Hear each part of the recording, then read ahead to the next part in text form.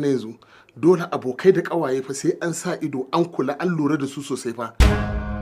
Baka isa ba kuma shi munafikin da yake ziga ka yake so ku ƙara aure shi matansa nawa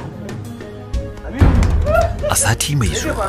cikin shirin Dadin Kowa. Dan girman Allah baraka ki ya kuce zama ai na zata ba za ka wanke Allah a ji wankin nan ka zo da a yau ka bar gidan nan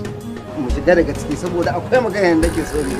cikin ina ka san batun yau na san ka ba kai daga waya kai daga